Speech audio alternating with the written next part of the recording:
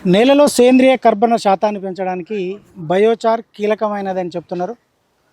నిజంగానే బయోచార్ రైతులకు అతి ముఖ్యమైనదా?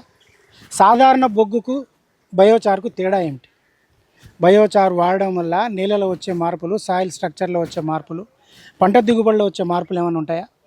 సో ఈ విషయాలన్నింటినీ మనకు వివరించడానికి biochar specialist doctor Bhaskar Reddy గారు మనతో ఉన్నారు. భాస్కర్ రెడ్డి గారిని అడిగి మరిన్ని వివరాలు, బయోచార్కి సంబంధించిన పూర్తి సమాచారాన్ని ఈ వీడియోలో తెలుసుకుందాం. మీరు చూస్తున్నారు భూమిపుత్ర, నేను క్రాంతి.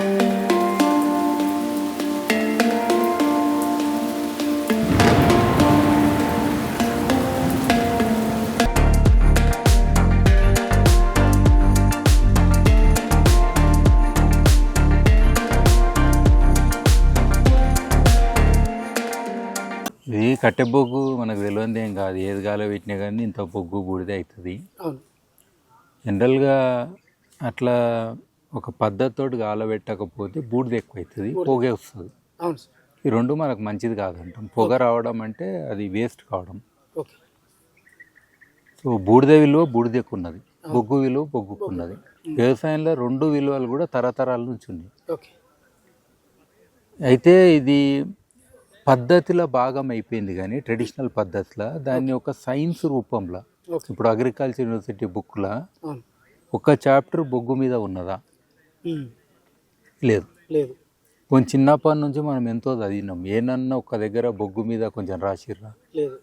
రాయలేదు. రాయలేదు. అంటే సమ్వేర్ ఈ యొక్క సైన్స్ని అర్థం చేసుకునే దాంట్లో మనం వెనకబడ్డాం.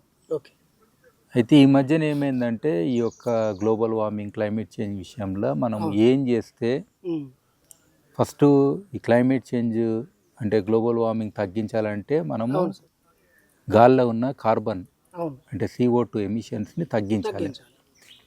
ఇది కదా ఇష్యూ. సో దానికి టెక్నికల్గా ఒక సొల్యూషన్ ఏంటంటే మనం బొగ్గు కూడా భూమిలో వేస్తే అది 100 ఏళ్ళ నుంచి 1000 ఏళ్ళు ఉంటుంది.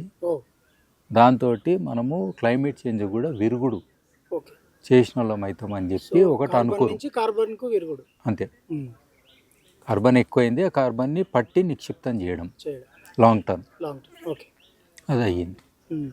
సో అప్పుడు ఏమైందని అంటే, సరే భూమికి ఎట్లా లాభం మరి?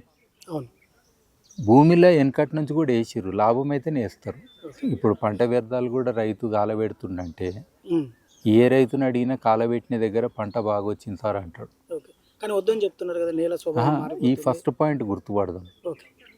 ఒకవేళ ఆయనకు నష్టం అవుతుంది అని అంటే పంట వ్యర్థాలన్నీ తీసుకెళ్ళి ఏనో కాలబెట్టి, తాత ముత్తాతలను కూడా కష్టాలు చేస్తే సొంత పొలంలో చేసారు. ఎందుకంటే ఆ కష్టం చేసిన కాడ పంట బాగానే వచ్చింది అనేది కూడా ఇంకో డైరెక్ట్ ఇండైరెక్ట్ బెనిఫిట్ ఉన్నది.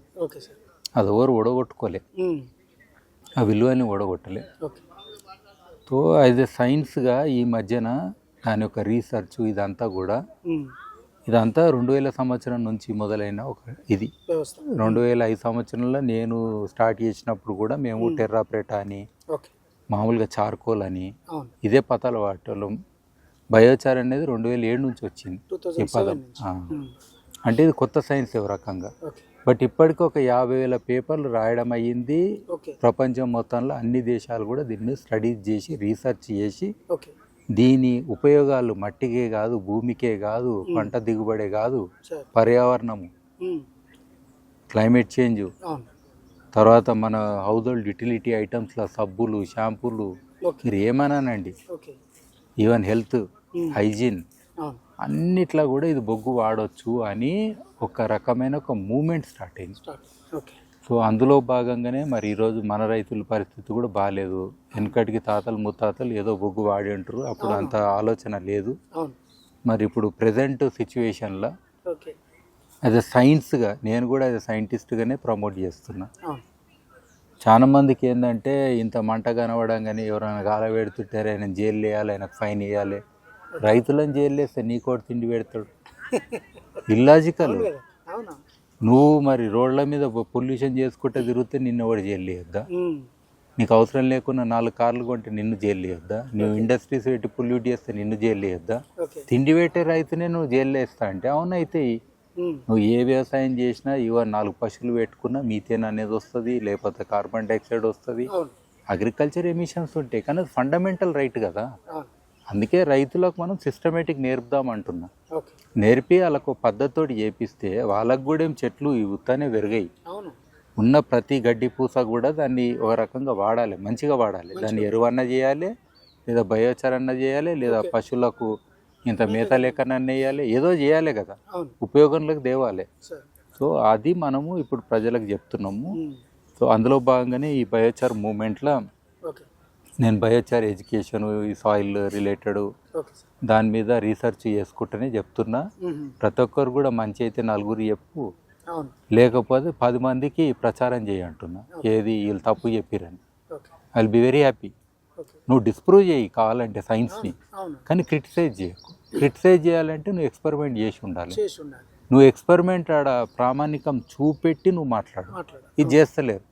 నేను రైతులకు నువ్వు అందుకే మొత్తం వేయకంటున్నా, ఒక్క ఎకరం ఉంటే ఒక్క ఎకరం నన్ను నమ్మి సో యాజ్ ఎ సైన్స్గా దీన్ని ప్రమోట్ చేయాల్సిన ఆవశ్యకత ఉన్నది. అటు సెంట్రల్ గవర్నమెంట్ ఇన్స్టిట్యూషన్స్ కానీ, agriculture institutes, regional research institutions కానీ, ఐ థింక్ అందరూ దిగాలి. వీళ్ళందరూ నిలబడి చూసేది ఏం లేదు. మీరు డిస్ప్రూవ్ చేయండి, ఎలగొట్టండి కావాలంటే ఇట్లా మాట్లాడేటోళ్ళను. ఏది మీరు అదే సైన్స్గా తీసుకొచ్చి అట్లా కాదు ఇట్లా కాదు తటస్థంగా అటు కాదు ఇటు కాదు ఉంటే ఇదేం లెక్క నాకు అర్థం కాదు. ఓ దిక్కు భూమి వేడెక్కి ప్రపంచమే గరమైంది, రైతులకు ఎరువులు లేవు. ఇప్పుడు మీకు తెలుసు కదా, ఎరువులు కూడా లేవు. అటు సేంద్రియ ఎరువులు లేవు, నా నేచురల్ ఫార్మింగ్ అని డిక్లేర్ చేసిర్రు. వాళ్ళకు ఇండిపెండెన్సే లేదు. ఏం చేయాలి? ఓ దిక్కు లేబర్ లేరు, అంటే పని చేయించుకుందామంటే కూడా మరి టెక్నాలజీ ఇవ్వాలనా లేదా?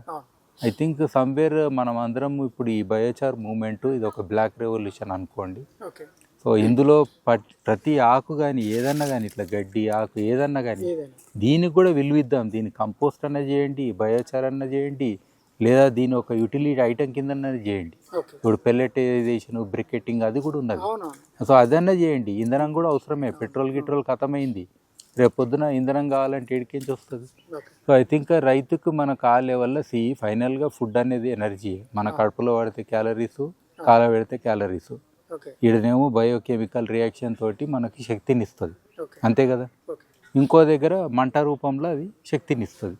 సో ఏదో రకంగా శక్తికి తోడవుతుంది కదా. అంటే సూర్యుడి శక్తిని ఇండైరెక్ట్గా భూమికి ఉన్న శక్తిని ఈజ్ఈక్వల్ టు MC² అనే దాంట్లో ఓవరాల్గా అన్ని విధాలుగా చూస్తే ఎన్నో దగ్గర ఎనర్జీ కన్వర్షన్స్ అనేది అవుతున్నది. అందులో రైతు పాత్ర చాలా ముఖ్యం, అంటే టెక్నికల్గా చెప్తే. కాబట్టి ఆయనకు మనకి ఆప్షన్స్ అన్ని ఇవ్వాలి. అప్పుడే ఆయనకు ఇప్పుడు పంటలో 10% నిధి పంట, మిగతా అంతా వ్యర్థం అనేది లాజిక్ ఎట్లా తెస్తారు? ఇప్పుడు పత్తి పంట ఉన్నది బరువు అనుకోండి, చెట్టుకి ఎంత పత్తి వెళ్తుంది, దాని కట్టే ఎంత ఉంటుంది, మరి అంత కట్టే నువ్వు ఎట్లా తగలబెడతావు? దానికి యూటిలిటీ అనేది ఒకటి చేయాలి కదా. సో కాబట్టి మరి గవర్నమెంట్ పరంగా దీన్ని చేస్తే నాకు తెలిసి ఒక 20-30 లక్షల మందికి ఇమీడియట్గా మనం నౌకరీలు ఇవ్వచ్చు ఈ సెక్టర్స్లో. బయోచారిగా దీని రిలేటెడ్ ఆయిలీడ్ సెక్టర్ చాలా ఉన్నాయి, వాల్యూ ఎడిషన్ ప్రొడక్ట్స్ చాలా ఉన్నాయి. అంటే యాక్టివేటెడ్ కార్బన్ అనండి, తర్వాత యూటిలిటీ ఐటమ్స్ అనండి, ఎన్నో కుటీర పరిశ్రమలు కూడా చేసి మనము క్రియేట్ చేయొచ్చు. సో అంత పొటెన్షియల్ ఉన్న ఇది సెక్టర్. ఇప్పుడు జాబులు లేవు అంటున్నాయి. ఇక్కడ చూపెడతా, ప్రతి మండలానికి ఒక 3 హబ్బులు పెట్టండి. కనీసం ఒక 20,000 టన్నుల నుంచి 40,000 టన్నులు ఈ బయోచార్ బేస్డ్ ఫర్టిలైజర్స్ చేయండి, లోకల్ ఫర్టిలైజర్స్. కనీసం ఒక 10 JCBలు ఇన్వాల్వ్ అవుతాయి, ఒక 20-30 ట్రాక్టర్లు ఇన్వాల్వ్ అవుతాయి కదా. దాని రిలేటెడ్ ఎంతమందికి మనకు అవకాశం కలుగుతుంది? నువ్వు ఎక్కడి నుంచో ఖతార్కించి నువ్వు యూరియా తెస్తా అంటే ఏమన్నట్టు? ఇప్పుడు ఆ ఛాన్సే లేదు కదా. ఇప్పుడు వెనిజులా పోతారంట, అదేం తక్కువ దూరం ఉన్నది. సో అది కూడా డైరెక్ట్ ఇండైరెక్ట్ మన మీద బాధ్యత బరువు పడ్డట్టే కదా. మరి ఇక్కడ లోకలైజ్ ఇంత మంచి ఆప్షన్స్ ఉండంగా ఇవన్నీ పక్కన ఎట్లా పెట్టబుద్ధి అవుతుంది? ఐ థింక్ ఎన్నో దగ్గర ఆలోచన చేయాలి అందరూ. సో అంటే బయోచార్ రైతు సొంతంగా తయారు చేసుకోవచ్చు, సొంతంగా తన భూమిలో వాడుకోవచ్చు. అంటే తయారీ గురించి ఏం చెప్తారు? చాలా సింపుల్. ఇగో ఈ ట్రెంచ్ ఉంది, కరెక్ట్ ట్రెంచ్లా కూర్చున్నాం. పొద్దుగాల మనకి ఇలాంటిది గుంతేనన్ను ఉంటే గాలి తక్కువ ఉన్నప్పుడు మామూలుగా కట్టెలు కొన్ని వేయాలి, కాలబెట్టాలి. మంట మండుతుంటే మళ్ళీ కట్టెలు వేయాలి, మళ్ళీ కట్టెలు వేయాలి, మళ్ళీ కట్టెలు వేయాలి. సో ఒక లెవెల్ వరకు వచ్చినాక ఆఖరిది కాలుతున్నట్టు అట్లనే వదిలేసి అయిన బొగ్గు అంతా బూడిదవుతుంటుంది. కాబట్టి ఆ లాస్ట్ లేయర్ కాలంగానే మనం నీళ్ళు పోయాలి, పోగానే మొత్తం బొగ్గు అయి ఉంటుంది. సో ఈ బొగ్గుని డైరెక్ట్ అక్కడ పక్కన పెట్టుకొని ఏదైనా ఎరువు సమభాగం ఇదొక భాగం ఇదొక భాగం, ఇదొక ట్రాక్టర్ అనుకోండి, ఆ రెండు ఒక్క దగ్గర కలపండి. ఇంత బెల్లం నీళ్ళు, ఇంత సూక్ష్మ జీవాలు ఏదైనా ఇంట్రడ్యూస్ చేసుకొని సో దాన్ని 15 రోజులు కిందికి మీదికి చేస్తే అది బయోచార్ ఎరువు అనేది తయారైపోతుంది మనకు. ఆ ఎరువుని ఒక చిన్న ట్రయల్స్ అంటే మనకు పాట్ మెథడ్ కానీ పాలీబ్యాగ్ మెథడ్ కానీ చిన్న డబ్బాలలో ఒక స్క్వేర్ మీటర్ ఏరియాలో కానీ చిన్న ట్రయల్స్ వేసుకొని ఎంత శాతం వేస్తే నా మట్టికి మంచిది అనేది ఒక థంబ్ రూల్ దొరుకుతుంది, ఫామ్లో దొరుకుతుంది. ఆ ఫామ్లో తోటి అప్పుడు మీరు అర్ధ ఎకర వేసుకుంటారా, ఒక్క ఎకర వేసుకుంటారా, మీ ఇష్టం. అంటే మీకు ఎంత తయారు చేసుకురో అంత వేసుకోండి, ముందైతే వేసుకొని చెక్ చేసుకోండి. కావాలంటే ఒక సైడ్ వేయకండి, కావాలని వేయకండి నా మాటిని, ఎందుకంటే మీకు తేడా తెలుస్తేనే మీకు మోటివేషన్. వేయొద్దు, కానీ ఈ రేషియో మాత్రం ట్రయల్స్ వేసి తెలుసుకోవాలి. మేబీ 1 టన్ నుంచి 5 టన్నుల వరకు ఒక ఎకరాకు పట్టవచ్చు ఇనిషియల్గా, అంటే నేను రేంజ్ చెప్తున్నా, లేదా సగం టన్ నుంచి కూడా పట్టవచ్చు. సో ఆ రేంజ్ అనేది మీకే వస్తుంది ఆ ఫామ్లో, దాని ప్రకారం వేసుకోండి. తక్కువ వేస్తే కూడా రిజల్ట్ వస్తుంది, కానీ సాటిస్ఫాక్షన్ ఉంటుంది.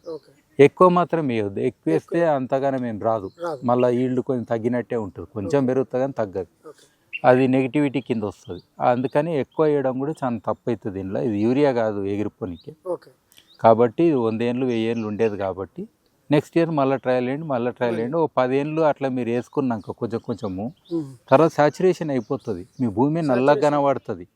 తర్వాత బొగ్గు అవసరం లే, ఓన్లీ ఎరువులేసుడే. ఒకసారి బొగ్గు సాచురేట్ అయినాక దాన్నే ఉన్నాక మళ్ళీ ఎందుకు వేస్తారు? అది కొట్టుకోపోతేనే వేయాలి, కొట్టుకోనప్పుడు ఎందుకు వేస్తారు? కాబట్టి ఈ యొక్క బయోచార్ మూమెంట్ కూడా కొన్నేళ్ళు మనం చేసి తర్వాత మామూలు సేంద్రియ ఎరువులు లోకల్గా చేసి లోకల్ ఏ ఎరువులు వేసుకుంటే సరిపోతుంది. అంటే ఎస్ఓసిని ఫిక్స్ చేయడంలో దీని పాత్ర ఎంత ఉంటుంది సార్? సాయిల్ ఆర్గానిక్ కార్బను మనకు భూమిలో తక్కువ ఉన్నది, 0.4% కంటే తక్కువ ఉన్నది. ఎక్కువ మటుకు దానికంటే 0.4 కంటే తక్కువ అంటున్నాను యావరేజ్గా. సో అది మనకు అట్లీస్ట్ 1% తేవాలి, లేదా 5.5 కంటే ఎక్కువ ఉండాలి. ఇట్లా మనం అనుకుంటే బయోచార్ పాత్ర చాలా ఉన్నది. బయోచార్ ద్వారా సాయిల్ ఆర్గానిక్ శాతం ఫుల్ పెరుగుతుంది, సూక్ష్మజీవాలు కూడా పెరుగుతాయి. సో న్యూట్రియంట్ రిటెన్షన్ అవుతుంది మనకు మొత్తం. సో ఫర్టిలైజర్ యూజ్ ఎఫిషియన్సీ అవుతుంది, సాయిల్ మాయిశ్చర్ అది పెరుగుతుంది బాగా. అంటే మనకు అప్పుడప్పుడు నీళ్ళు ఇచ్చినా సరిపోతుంది. సో సాయిల్ ఎరోజన్ తగ్గుతుంది, టోటల్ బయోమాస్ ప్రొడక్షన్ పెరుగుతుంది, ఈల్డ్ పెరుగుతుంది. సో అన్నీ కూడా వస్తాయి ఇంట్లో పాజిటివ్గా. ఇక మనకాడ పశువులు ఉంటే కూడా దాని ఆరోగ్యం బాగుంటాయి. ఒకవేళ పశువుల కొట్టాలలో తల్లినా అది ఎరువు అవుతుంది డైరెక్ట్ చల్లుతే. అట్లనే పోల్ట్రీ ఫామ్ ఉంటే అందులో చల్లుతే అది ఆ ఎరువు డబల్ ఎరువు అవుతుంది, మామూలు ఎరువు కంటే కూడా డబల్ వాల్యూ ఎరువు అవుతుంది. అట్లా స్మాల్ రూమినెంట్స్ దాంట్లో మనము చిన్న మేకలు గొర్రెలు దాంట్లో వేస్తే కూడా డబల్ వాల్యూ అవుతుంది ఎరువుది. సో అట్లా అన్నిటికి కూడా మనకు దీని మూలాన ఒక రైతు అంటే ఇంటిగ్రేటెడ్ ఫార్మింగ్ లా మిక్స్డ్ ఫార్మింగ్ ఇట్లా అగ్రికల్చర్ అంటాం కదా, అందులో అన్ని విధాలుగా వాళ్ళకు వాల్యూ యాడ్ అవుతుంది. ఇటు పర్యావరణం మంచిగా అవుతుంది, గ్లోబల్ వార్మింగ్ లాంటి క్లైమేట్ చేంజ్ లాంటి ఇష్యూస్ ని డీల్ చేస్తున్నాము. ఈవెన్ సాయిల్ టెంపరేచర్ కూడా తగ్గుతుంది. ఏరోబిక్ అనే ఒక ఏదైతే ఉంటుందో సాయిల్ అది పెరుగుతుంది. రూట్ డెన్సిటీ ఫుల్ పెరుగుతుంది. యాక్చువల్ అందుకే సాయిల్ ఆర్గానిక్ కార్బన్ డబల్ అయిపోతుంది ఫాస్ట్ గా. రూట్ అనేది మీరు చూస్తే ఇట్లా వీక్తే ఎస్పెషల్లీ రూట్ క్రాప్స్ కి అయితే ఇది ఒక అమృతం లాంటిది బయోచార్. ఎందుకంటే స్పేస్ దొరుకుతుంది దానికి బయోచార్ లో. ముందే పోరస్ ఉంటది కదా, ఎక్దమ్ దానికి చాలా పర్ఫెక్ట్. సో అంటే ఇంత వాల్యుబుల్ క్యారెక్టరిస్టిక్స్ ఉన్న బయోచార్ని అంటే ఇన్ని రోజులు మనం దూరం చేసుకున్నట్టేనా సార్? దాన్ని మర్చిపోయినామా? అది నా తప్పు కాదు, ఇప్పుడు నాకు కూడా అవకాశం ఏం దొరికింది. ఎవరు మాట్లాడలే కాబట్టి మాట్లాడినా. నాకైనా ఎంత టైం పట్టింది, 20 ఏళ్ళు దాటింది నేను మాట్లాడబట్టి. ఈ రోజు ఇంటూరు మరి ఇప్పుడు అయినా నేను నమ్మిన కదా. నేను 20 ఏళ్ళ క్రితం ఏదైతే నమ్మినో ఆ నమ్మకాన్ని నేను కన్సిస్టెంట్ గా చెప్పుకుంటూ వస్తే ఈ రోజు ఒక ఉద్యమంలో నేను భాగమైనా అయినా లేదు. మరి మన సైన్స్ అనేది మన విజన్ అంటాం కదా, ప్రతి మినిస్టరు పిఎంలు విజన్లు చేస్తారు. మరి వాళ్ళ విజన్లో ఈ ఆలోచనలు ఉంటాయేమో కదా, నాకు తెలియదు. ఇక వాళ్ళు ఏడంపిస్తారో నాకు తెలియదు, కానీ మరి సాయిల్ అనేది ఫండమెంటల్ అయినప్పుడు భూమాత అంటాం. భూమాత అంటే సాయిలే మనకు టెక్నికల్ గా, ఎందుకంటే 4 ఇంచుల నుంచి 6 ఇంచులు ఉన్న సాయిలే మెయిన్ మనకు. దాన్ని మొక్కాలి పొద్దుగా లేచి, అంతే కదా టాప్ లేయరే. దాన్ని మొక్కాలే, దాన్ని కాపాడుకోవాలి, మనకు తెలుసు అది ఉంటేనే మన మనుగడ ఉందని. మరి అంతా తెలిసిన వాళ్ళం కూడా దాన్ని ఎందుకు పట్టించుకోలే? మీద చూసినాం మనం, నువ్వు ఏమన్నా చేయగాని నాకు ఒలింపిక్ దే అన్నట్టు స్టీరాయిడ్స్ వేసి మనము కోళ్ళ ఫారంలో కోళ్ళు పెంచినట్టు స్టీరాయిడ్లు ఇచ్చి ఉరికిపించినట్టు అట్లా కాదు కదా భూమిని. భూమిని కూడా ఉరికిపించినావు. బియాండ్ నువ్వు ఎక్స్ట్రాక్ట్ చేసినావు, ఎక్స్ప్లాయిట్ చేసినావు. 5,000 చరిత్ర ఉన్న ఊర్లల్లో కూడా హరప్పన్ మోహన్జాదరకించి ఉన్న చరిత్రలో కూడా ఎక్స్ప్లాయిటేషన్ కాలే. భూమి మంచిగా అయింది, ప్రతి సంవత్సరం ఇంప్రూవ్ అయ్యింది. కానీ మనం ఏం చేసినాం, సంపనీకి ట్రై చేసినాం, ఎక్స్ప్లాయిట్ చేసాము, సంపనీకి ట్రై చేసినాం. భూమి రావది, డెడ్ సాయిల్. ఎట్లయితే డెడ్ సాయిల్, సాయిల్ డెడ్ అవుతుందా? ఆ లెవెల్కి మనం తీసుకెళ్ళి అది మన తప్పే. మనం అంటే అందరు తప్పు. అంటే ఇప్పుడు ఈ మన బయోచార్ తయారీలో మీరు ఓపెన్గా చెప్పారు సార్, అంటే పైరాలసిస్ మెథడ్ అనేది ఓపెన్గా చేసేది, అట్లా మామూలుగా క్లోజ్డ్ కదా ఆర్టిజన్ మెథడ్స్ అంటాము. టెక్నికల్ గా తక్కువ ఆక్సిజన్ కండిషన్ లో చేసే పద్ధతులే.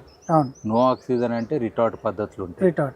సో కిల్న్ పద్ధతి కూడా అంతే, కొంచెం ఆక్సిజన్ ఉంటది కానీ ఫుల్ ఆక్సిజన్ ఉండదు.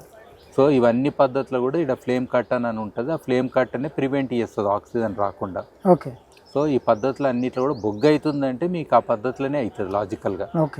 ఎక్కువ ఆక్సిజన్ వస్తే బూడిద అవుతుంది కానీ బూడిద ఎందుకు అవుతుంది? బొగ్గు కాదు. అది అంటే మనం చేసే పద్ధతిలో ఉన్నది కాబట్టి బొగ్గు కనబడుతుంది, లేకపోతే బొగ్గే కనబడదు. సో కాబట్టి అన్ని పద్ధతులు కూడా టెక్నికల్ గా అప్రూవ్డ్ మెథడాలజీస్ గ్లోబల్ గా కూడా, అందుకే అడాప్ట్ చేసుకుంటూ చేస్తారు. అంటే ఏ బయోచార్ అంటే ఏ మన కర్రతో చేసింది అయితే రైతుకు బాగా గట్టి కర్రతోటి మంచి బయోచార్ అవుతుంది, మెత్త కర్రతోటి అంత బాగా కాదు. సింపుల్ లాజిక్ అంతే. మీకు ఏదైతే లైట్గా ఉంటుందో, డెన్సిటీ తక్కువ ఉంటుందో, లేదా సెల్యులోస్ మెటీరియల్ ఎక్కువ ఉంటుందో దాంతో మంచిగా కాదు. లిగ్నిన్ అనేది పర్సంటేజ్ ఎక్కువ ఉండి గట్టి కట్టే. ఇప్పుడు పత్తి కట్టెకి ఎక్కువ బయోచార్ అవుతుందా మంచిగా, సొప్ప కట్టెకి అవుతా అంటే పత్తి కట్టెకి గట్టిగా డెన్సిటీ ధృవత్వం, ఘనత్వం, సో అవన్నీ ఉంటే అవుతుంది. సో రైతులు చేసుకోవాలంటే, అంటే 1 ఎకరానికి సరిపోయేంత బయోచార్ కావాలంటే రైతు ఎన్ని రోజులలో చేసుకోవచ్చు సార్? ఈ 1 టన్ నుంచి 5 టన్నులు కావాలి 1 ఎకరానికి. దాదాపు రైతు దగ్గర ఇవాళ రేపు ఉంటుంది పంట వ్యర్థాలు, లేదా మురికి తుమ్ము ఉంటుంది చుట్టుముట్టు ఎన్నో దగ్గర. అది ఎంత వాడుకున్నా ఎవరు అడ్డం రారు. దాన్ని తీసేయాలనే గవర్నమెంట్ ప్రోగ్రాంలు పెట్టింది. ముందు అంతా కథం చేయండి, తర్వాత మీరే సొంతంగా గట్ల పోంటి బాగా పెరిగే చెట్లు పెట్టుకొని దాన్ని చేయడం మొదలు పెట్టండి. కానీ ఇల్లీగల్ పనులు చేయకండి. ఈ అడిగికో ఈ 4 కట్టెలు కొట్టుకొచ్చి అట్లా దాని పిచ్చి పనులు చేయొద్దు. సో ఇంకా మీరు 20 years నుంచి ఇందులో వర్క్ చేస్తున్నారు బయోచార్ మూవ్మెంట్లో. సో రైతుల నుంచి ఎట్లా రెస్పాన్స్ ఉంది? ఇంకా రైతులకు ఇంకా ఎక్కువ చేరాల్సింది ఏమైనా ఉందా? ఇప్పుడు మీరు అందరు తోడయ్యారు కాబట్టి ఫాస్ట్గా పోతుంది మూమెంట్. నేను ఎన్ని రోజులని పోరాడితే ఎంత అని పోరాడతా. బుక్కులు రాసిన, యూట్యూబ్ ఛానల్ పెట్టినా, బ్లాగులు చేసిన, లెక్చర్లు ఇస్తూనే ఉన్నా. నాది ఏ లెక్చర్ ఉన్నా ఆవు కథ లెక్క బయోచార్ గురించి చెప్పిన, ఆగకుండా నిరంతరంగా. దేశ విదేశాలలో ట్రైనింగ్లు ఇచ్చిన, అన్నీ అయితేనే ఉన్నాయి. ఇప్పుడు మీరు అందరు తోడయ్యారు, ఇంకా టైం పట్టదు. ఇప్పుడు మీరు కూడా ఒక పద్ధతి ఉందనే కదా దీంట్లో ఉందనే మీరు కవర్ చేస్తారు. సో ఆటోమేటిక్గా అందరు అది కన్విన్స్ అవుతారు. ఇది ఏంటంటే కొత్త ఏదైనా టైం పడుతుంది. ఇంకటికి యూరియా రాత్రి పూట పోయి దొంగతనంగా తల్లి వస్తుండేనంట నేర్పనికి. అది మందు దాపెట్టోడు దోస్తుకు మందు పోసినట్టు ఉన్నది. అంతే. నెగిటివ్ దానికి నువ్వు అంత కోషిష్ చేసినావు. మరి అదే రాత్రిపూట బయోచార్ ఎందుకు వేసి వస్తలేవు? చెయ్యండి మరి. గవర్నమెంట్లు ఇప్పుడు అదే సైంటిస్టులు ఉంటారు కదా, మరి రాత్రిపూట బొగ్గేసి రాపోండి చూద్దాం, రైతు తెలియనిద్దాం. ఇది కూడా అదేమో సెంట్రలైజ్డ్ ఇంటర్నేషనల్ కంట్రోల్ ఉన్న ఒక సిస్టమ్, ఇది లోకలైజ్ సిస్టమ్. దీన్ని ఎందుకు ప్రమోట్ చేస్తలేరు? రైతు లెవెల్లో బొగ్గు చేసుకోవచ్చు, నువ్వే చేసుకోవచ్చు, నీ ఎరువు నువ్వు చేసుకోవచ్చు అనేది నువ్వు ప్రమోట్ చేస్తలేవు. సెంట్రలైజ్ సిస్టమ్ మాత్రము హైబ్రిడ్ సీడ్స్ అని ఏ దేశం వన్న తెచ్చి నువ్వు ఇయ్యనికే మస్తు వర్క్ చేసినావు, ఎంట తిరిగినావు తెల్లోళ్ళు ఎంట. మరి ఈడేమైంది? తాత ముత్తాతల సైన్సే కదా. చేయండి మరి. అంటే కార్బన్ని ఫిక్స్ చేయడంలో, అంటే సేంద్రియ కర్బనాన్ని పెంచడంలో బయోచారుకు అంత ఫాస్ట్ ర్యాపిడ్గా జరగదు, చాలా టైం తీసుకుంటుంది. దానివల్ల రైతుకు ఏం ప్రయోజనము, నేలకి ఏం ప్రయోజనం అయితేనే ఉంటుంది. ఫస్ట్ కార్బన్ ఫిక్స్డ్ కార్బన్ వేసినట్టే కదా. 1 టన్ను మనం బొగ్గేస్తే 2 టన్నుల CO2 ఎమిషన్ తగ్గించినట్టు. అది డైరెక్ట్ బెనిఫిట్. ఆ కార్బన్ ఫిక్స్డ్ కార్బన్. రెండోది దాని పోంటి ఎన్నైతే జీవాలు ఉడతాయో దాంట్లో ఉంటాయో అదంతా ఒక బరువు. మూడో బరువు ఏంది, మన పంట ఎక్కువ వచ్చింది కాబట్టి మన వేర్లు కూడా ఎక్కువ ఉంటాయి.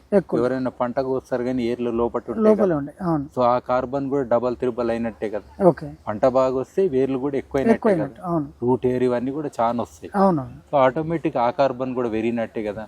అట్లే మనం వేసే సేంద్రియ ఎరువులు ఇవన్నీ కూడా ఎఫిషియెంట్ గా భూములు ఉంటాయి, కరిగిపోకుండా అరిగిపోకుండా గాలిపోకుండా బొగ్గున్నందుకు పట్టుకొని ఆడబెట్టి చెట్లకు అందిస్తుంది కదా.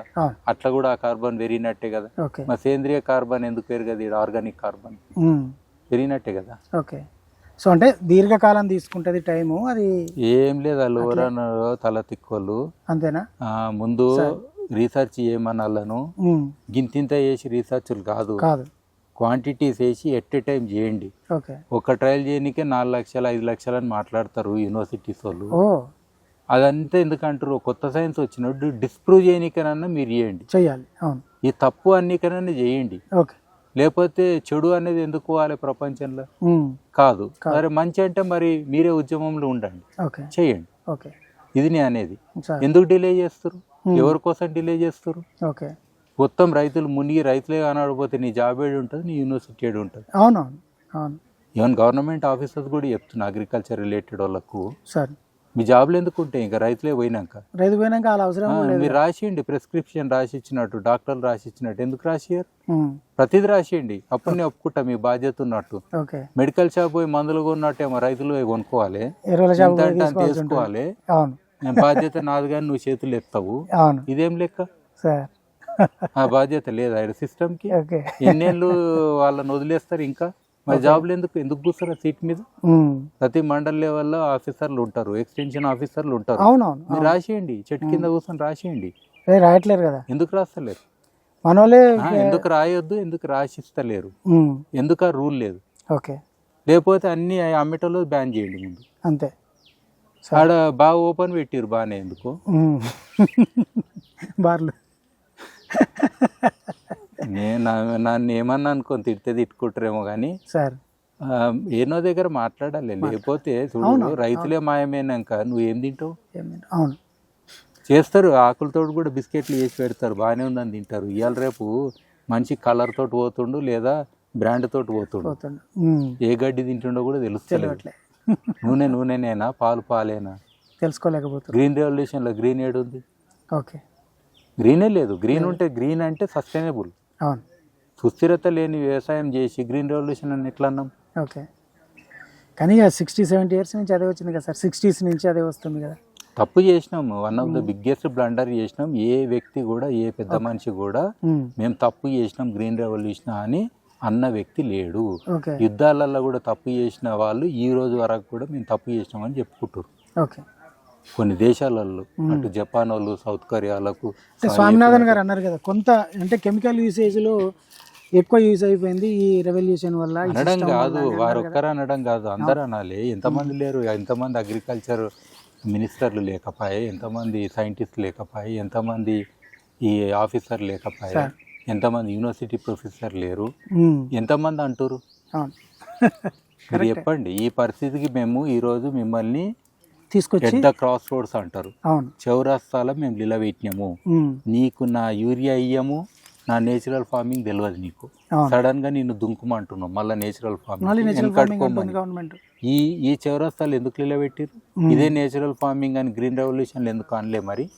మరి ఇదే నేచురల్ ఫార్మింగ్ నీకు సస్టైన్ చేస్తుంది ఈ రోజు వ్యవసాయాన్ని, మన ఫుడ్ సెక్యూరిటీ అంటే మరి అదే అప్పుడే ప్రమోట్ చేసి ఉంటే మరి అప్పుడు చేసుకుని వచ్చిందంతా వేస్ట్ అన్నట్టు. అప్పుడు సస్టైన్ చేయదని ఎట్లా అన్నావు, మరి ఇవాళ ఎట్లా అంటున్నావు? అంటే తెలివి పెరిగిందా?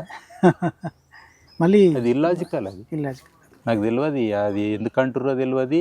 ఇది ఏంటంటే నేను పైసలు ఇయ్య కాబట్టి ఈ రోజు నుంచి చాక్లెట్లు తినకరా అన్నట్టున్నది.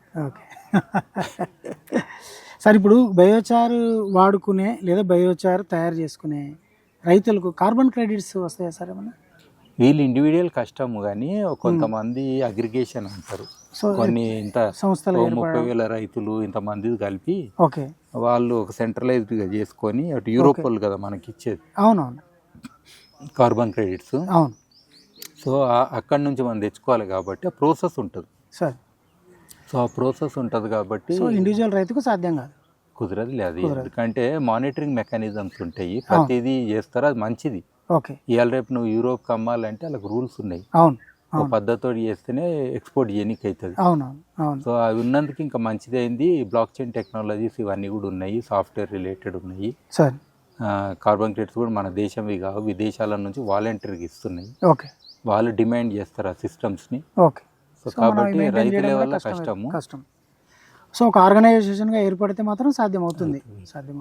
సో ఫైనల్గా బయోచార్ గురించి, బయోచార్ రైతులు వాడాల్సిన అవసరం గురించి లాస్ట్ వర్డ్ ఏం చెప్తారు?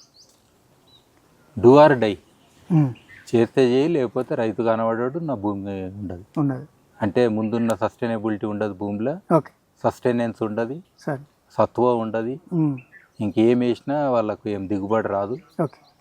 సో ఇది మనకు ఆ సిచ్యువేషన్లో ఉన్నాం, చేస్తే చేయి, లేకపోతే అది మనం మొత్తం వదిలేయాలి అక్కడికి వచ్చింది. ఓకే. ఇంకోటి ఇప్పుడున్న రైతులు కూడా లాస్ట్ రైతులు ఫ్యూచర్లో ఏం చేస్తారంటే, నేను అనొద్దు కానీ గవర్నమెంట్లు నీకు వ్యవసాయం శాతం అయితే లేదు, ఓకే, దేశ ఆహార భద్రత, దేశ భద్రత, భూములన్నీ మావే అని చెప్పి గుంజుకుంటారు. ఇవాళ ఒక ఇండస్ట్రీ పెడతామని భూములు గుంజుకున్నట్టు, నీకు వ్యవసాయం చేస్తలేవు, నీకు వ్యవసాయం శాతం అయితే లేదు, నీకు వ్యవసాయం అయితే తెలియదు అని భూములు గుంజుకొని కొత్త లాస్ వచ్చే పరిస్థితి వస్తుంది. ఆ రోజు గవర్నమెంట్ గుంజుకుంటుంది మళ్ళీ, అంతే, భూమి కూడా.